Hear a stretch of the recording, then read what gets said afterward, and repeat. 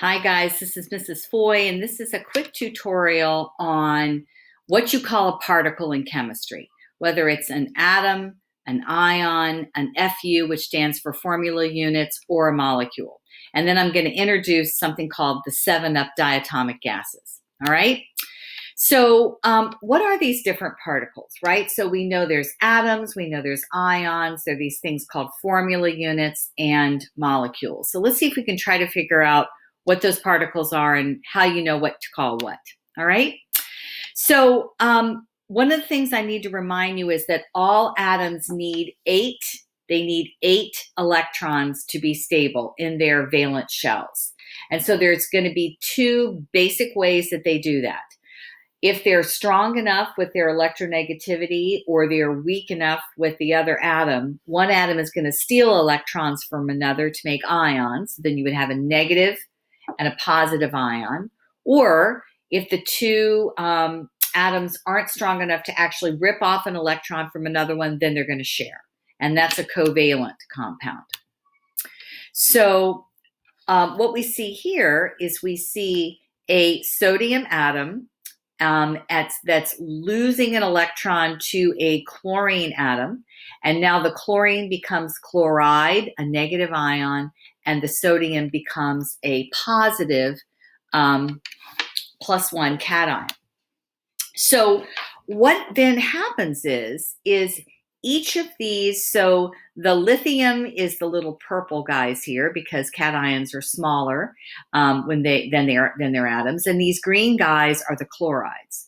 So what happens is these guys are positive, the green guys are negative, and so every positive is surrounded by each negative, and all the negatives are surrounded by positive. And so we call this thing a crystal lattice. And that means it's an ionic structure where you have positive and negative ions. Over here, I have calcium fluoride. But what happens is that there has to be a certain ratio. So lithium is going to be a +1 and chloride is a -1, right? So I know that my formula unit is going to have 1 lithium and 1 chloride. So here is a formula unit. And here is another formula unit. So it's going to be 1 lithium and 1 chloride together. But calcium fluoride has a different ratio. So a calcium is a +2 and the fluoride is a -1. And so here a formula unit is going to be 1 calcium and 2 fluorides. That's what we would call a formula unit. This whole thing is called a crystal lattice. But a particle, a formula unit, in this case is going to be 1 calcium for every 2 fluorides. All right? So that's what we call a formula unit. A formula unit is going to be a ratio of the positive and negative ions in a crystal lattice. And so here, a formula unit would be 1 sodium and 1 chloride. So there's a formula unit, and there is a formula unit. So that particle that's part of the whole crystal lattice is called an FU, or a formula unit. All right? So let's practice. All right? So what is a formula unit in a lithium chloride? So it's going to be 1 to 1. Right? 1 to 1. What would be a formula unit over here? It's going to be 2 fluorides for every 1 calcium. Okay, cool.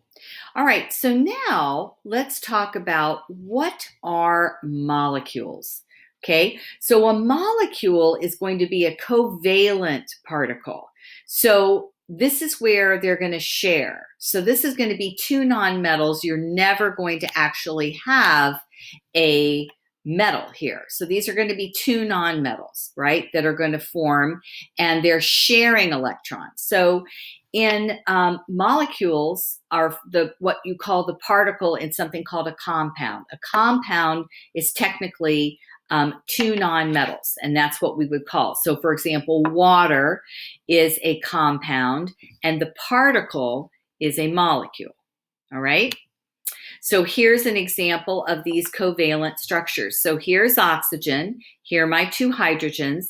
The oxygen needs both hydrogens in this case need to have two, because that's one of the exceptions to the octet rule. And the oxygen is not strong enough to pull off the electrons, and so they're sharing the electrons with the hydrogens, and that's what forms a covalent bond. So let's take a look here at what's the difference between an atom, a molecule, a covalent bond, and a compound. So here is an atom. Here is an atom of hydrogen. Here is an atom over here. So a molecule would be this whole structure right here. That's a molecule. But how many atoms? Well, I've got one atom of oxygen and two atoms of nitrogen, right? So those are atoms. Where is the bond? Well, the covalent bond is what holds the atoms together into a molecule. And when you have two or more different kinds of atoms that are covalently bonded, we call that a compound. All right? So there are some special molecules that are covalently bonded that we call diatomic. So di means two, and atomic obviously means atoms. So these are going to be molecules, so that means they're covalently bonded, that are two atoms that are of the same element that are bonded together. So here is what they look like. There's two atoms that make a molecule, two atoms that make a molecule, two atoms that make a molecule, okay? And it turns out, this is really crazy, but it turns out that there are actually 7 of these. And we call these guys the 7-ups. So notice that this makes the number 7 right here, and the up is hydrogen. And what's really nice about this is that it actually starts on the 7th element, which is nitrogen. And so it's nitrogen, oxygen, fluorine, chlorine, bromine, iodine, and then the up is the hydrogen. So what's special about the 7-ups? They all form diatomics unless they're already in a reaction with another type of atom. So this is hydrogen, nitrogen, oxygen, fluorine, chlorine, bromine, iodine. There are 7 of them, and they are all diatomic. All right, so let's see if you can find these. All right, let's see if you can find these. So I'm going to start with number 7, which is nitrogen, and then I'm going to make the number 7, right? So I'm going to go down here, and then my up is hydrogen. So those are the 7-ups. So what does that mean? That means every time that you find any of those elements in nature, they are going to be a diatomic. So for example, if nitrogen is just by itself, it's not going to be just N, it's going to be N2. Okay, it's going to be N2. So it's not just N, it's going to be N2. If you say oxygen, well, oxygen is never just a single atom by itself. If it's going to be elemental, that means if it's not bonded to another atom, like in water, then we would write O2. So it's a diatomic. It's a diatomic. All right. So let's practice some of these and see if you can get this. All right. So aluminum fluoride. Well, I know aluminum is a metal, and I know that fluoride is a nonmetal. So here's a metal and a nonmetal. And so I know that's an ionic compound.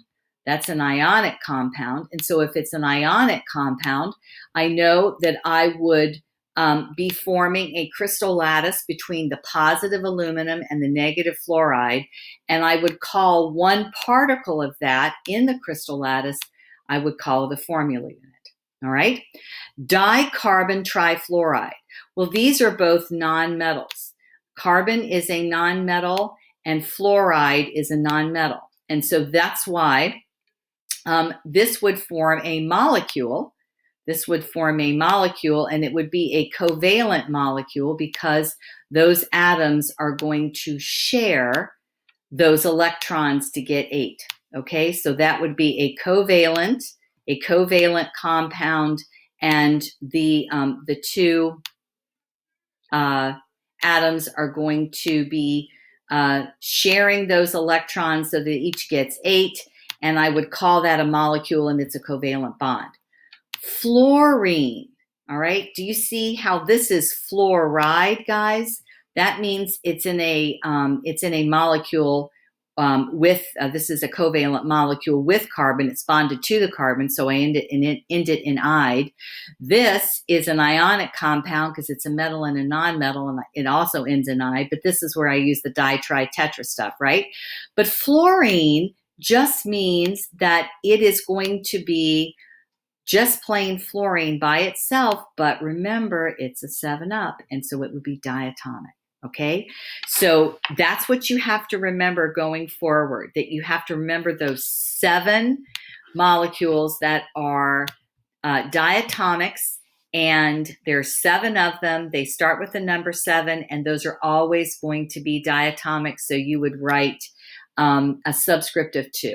All right, so hopefully that's helpful, and I'll see you in class.